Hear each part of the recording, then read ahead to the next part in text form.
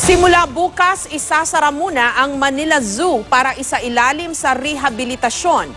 Matatanda ang tinukoy ng DENR o ng Department of Environment and Natural Resources ang zoo bilang isa sa mga pollutant ng Manila Bay.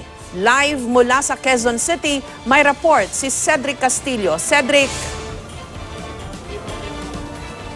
Yes, Jessica, bago pa man maglabas ang closure order mula sa DENR ay nagkusa na raw ang Manila City Government na pansamantalang ipasara ang Manila Zoo para magkaroon o magsagawa ng rehabilitasyon. Alas 4:30 ng hapon, bumili ng Manila Zoo tickets ang Saudi national na si Raid kasama ang dalawang kapwa niya turista. Nais daw niya ikumpara ang zoo ng Maynila sa mga nakita niya sa ibang bansa. Your first time here also in Manila Zoo? This first. No go. This first. First time here? Yeah. Okay. I want to look. I want to look is good or no good. Okay. But I think not clean good. Me go to Indonesia, go to zoo.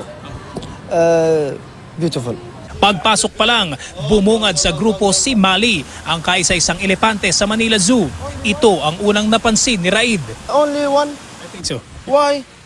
No wife. No wife. No children. No son.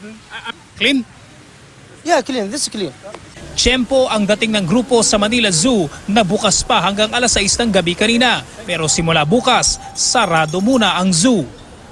Pansamantala kasi itong ipinasara ng lokal na pamahalaan matapos isama ng DENR sa isa sa mga major pollutant ng Manila Bay. Dumediretso raw sa Manila Bay ang untreated sewage nito. Walang petsa kung hanggang kailan ang closure pero isasabay ito sa rehabilitasyon ng Manila Bay. Ipinag-utos din ng city government ang pagpapatayo ng water treatment facilities sa Manila Zoo. They should come up with their STP and pagkatapos ng STP nila, siyempre hingi sila ng assistance din sa atin sa DENR para malaman kung ano yung water quality nila. Depende po yan sa kukunin po nilang contractor kung magiging mabilis po ang gawa. Siguro within 2 months kaya nang tapusin yan. But kung medyo mabagal-bagal po, baka abutin sila 3 to 4 months yan. Ayon sa Manila Public Recreations Bureau na namamahala sa Manila Zoo, napapanahon na talagang pag-aralan ang sewerage system nito. 1959 tinayo ang Manila Zoo. At siguro nung panahon na yon ay hindi pa required na kumabit sa sewage system ang mga recreational facilities or commercial facilities. Pansamantalamang isasara sa publiko, tuloy pa rin naman daw ang operasyon ng Manila Zoo kaya walang dapat ipangamba ang mga empleyado nito. Ang maapektuhan dito yung sa ticketing area namin, no, yung mga nagbebenta ng ticket. Marami ho kaming mine-maintain na covered courts, sports complex, swimming pools. So definitely, tuloy ho ang trabaho nila. Tinitingnan pa ng DENR ang mga posible pang sumailalim sa rehabilitasyon o maipasarang establishmento. Jessica, dahil daw sa inisyatibo ng City Government ng Maynila para pansamantala dun sa temporary closure ay posible raw na hindi na mapatawan ng multa o penalty ang Manila Zoo. Jessica? Okay, pero Cedric, may idea ba sila kung paano nila gagawin yung water treatment facility nila bago i-empty yan sa kung saan, no? Kasi yun ang dahilan kung bakit sila ipinasara. Pero may enough space ba? Paano ba? Madali lang bang gawin kaya yun? Yung i-direct yung mga tubo o yung mga pipeline kung saan dumadalo yung waste sa isang parang impounding pond? Yung specifics, Jessica, nung water treatment facility na kakailanganin o ipinag-utos ng DENR na kailangan daw ay isang requirement na nga doon sa Manila Zoo. Wala pa yung plans na ganyan. Ano? Diyan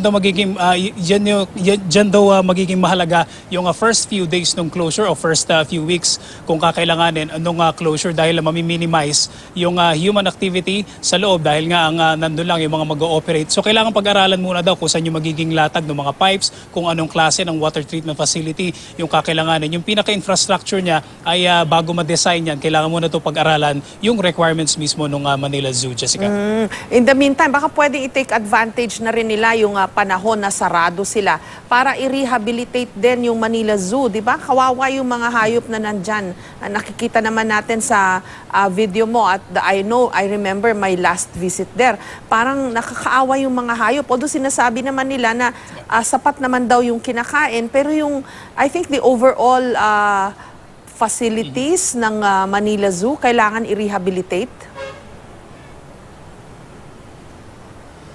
Yes, Jessica, hindi ko lang alam, Jessica, kung may budget o walang nabanggit ang Manila Public Recreations Bureau kung may budget para dun sa overall rehabilitation ng facilities. Pero kung di ako nagkakamali, mga 2 or 3 years ago, Jessica, ay nagkaroon ng pledge mula sa isang international foundation o parang foreign company para i-rehabilitate yung buong, kung hindi ako nagkakamali, galing sa Singapore yan, para i-rehabilitate yung buong Manila Zoo. Ang sa pagkakaalam ko, Jessica, itong rehabilitation na to o yung budget na para dyan sa rehabilitation na ay sa ngayon ay dinidiscuss pa o nakabinbin pa doon sa konseho ng Manila City, Jessica. Maraming salamat sa iyo, Cedric Castillo.